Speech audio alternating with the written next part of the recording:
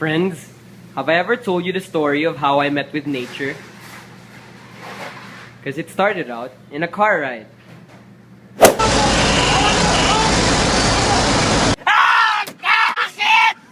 That wasn't one of my very proudest moments. So this is how I begin my day. Stuck in traffic with no freaking way to go. All of this could have been avoided if they only knew about a tragedy. The tragedy of the commons is a concern among biologists and social scientists alike. I'd rather refer to this as the problem of open access resources. In short, the tragedy of the commons occurs because each user receives direct benefit of using the resource, but only bears a fraction of the cost of its exploitation. The idea behind this has been around for many years, but Garrett Hardin in his 1968 piece in Science was the first to bring this to the forefront about the time that the environmental movement began planning its first Earth Day. In Garrett Hardin's example, he presents us with an open access pasture. Anyone who wants to can bring their cattle to graze. Each rancher's goal is to maximize his or her private benefit. Every rancher has the incentive to bring more and more cattle to the pasture because they receive the direct benefit of grazing their cattle there. Unfortunately, they only bear a fraction of the cost of the overexploited pasture, so they're going to continue to add cow after cow until the pasture is overgrazed and destroyed and no longer usable as pastureland. In other words, their individual incentive invites overall ruin. For even though if they recognize that the pasture is being exploited, somebody else will bring a cow if they don't. And so they'll continue to do so. It's not that they don't know the asset's being exploited, it's that if they wait and try to delay, it'll just be exploited by somebody else. The large issue here is there's a lack of excludability. The ranchers have no way of stopping others from adding cattle to the pasture. In his piece, Garrett Hardin suggested two main ways to go about solving the tragedy of the commons. The first is through privatization or private ownership. The second is through public ownership or government ownership. There's not a silver bullet to the problem of open access resources. There's not a one-size-fits-all strategy. But we do know that limiting access and ensuring that decision makers bear the costs of their actions allows us to address key concerns with open access resource problems.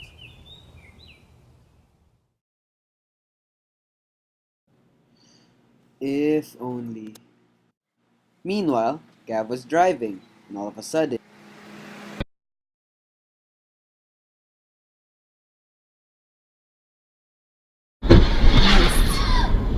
That's how you two met, remember? Anak nang, ba't kailangan tumigil dito? Why do you have to stop here, damn it? What the hell, you bumped my car, man. I mean, you're already smoke belching, and then you bump my car. You know how much carbon you're emitting? What? It's not my fault, it's traffic. What traffic? Ay, oo nga no, sorry.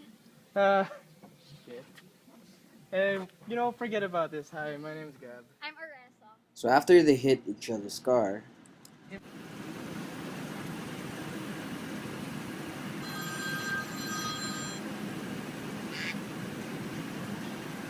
Hoy, sup guys? Now look, I just passed by Dairy Queen. See, I ran into this girl. She was emitting a lot of carbon, but I'm gonna talk to her about that. But the thing is, man, I kinda like her. Traffic all the time. Traffic here, traffic there. Yep. Oh, you. Oh. Yeah. Oh. Oh. Oh. Yeah, you think? Ah. Yeah, you think? Alright, man. You can like, yeah, could you meet? Yeah. Yeah, can we meet up? Yeah, sure, that's cool, man. Thanks. And I'm on my way there. See you. but little did Gab know, May akong guy. Gusto niya makipag-lodge. Gusto niya mag-lodge kami sa Flaming Wings. Can you go there? Like, ngayon na, asa. Sige. Thank you, bye-bye.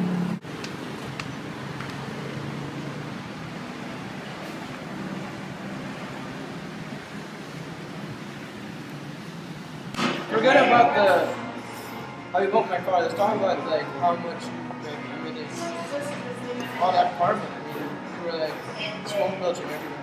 I mean, do you know about carbon credits? No.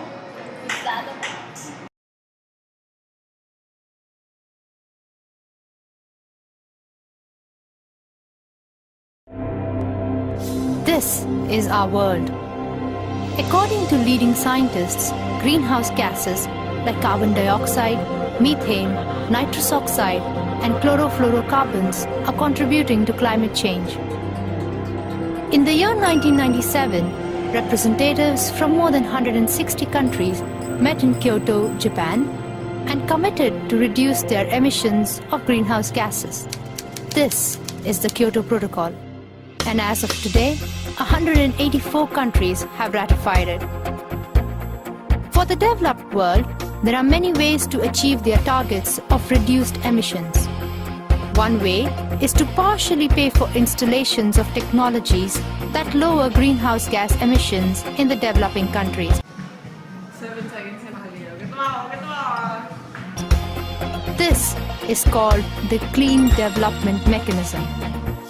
For countries like India, China, and Brazil, it helps offset the costs of technologies and measures that reduce greenhouse gas emissions. Consider a coal-based power company in a developing country as an example.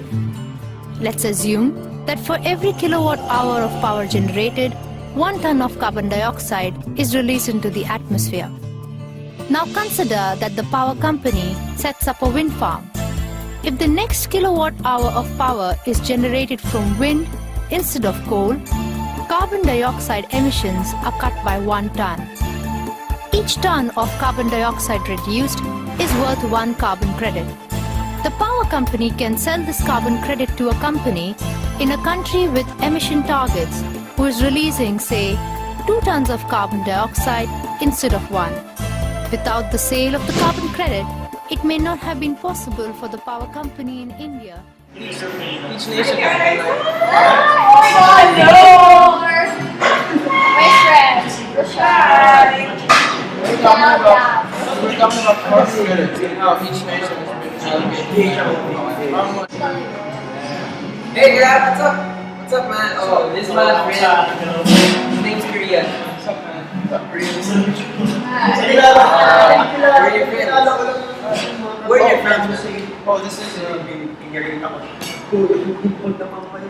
I forgot her name.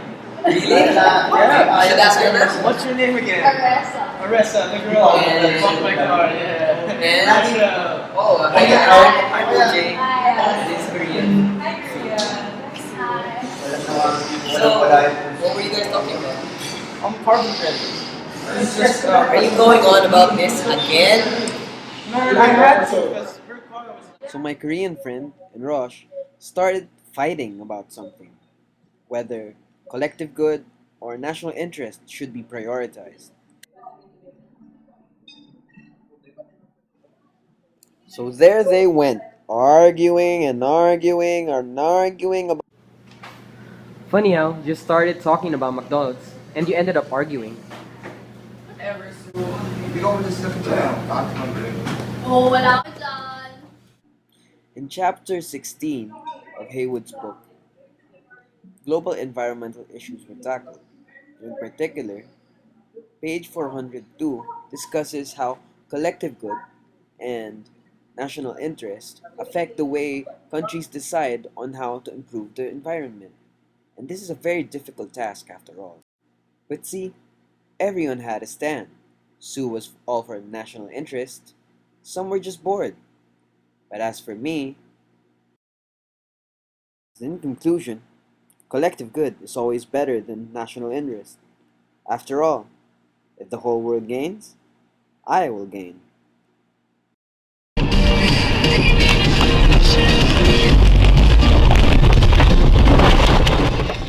So in the end, it's always important to think about the whole world. Because what will benefit the whole world will benefit you. May it be carbon credits or simply the tragedy of commons. You just have to think straight.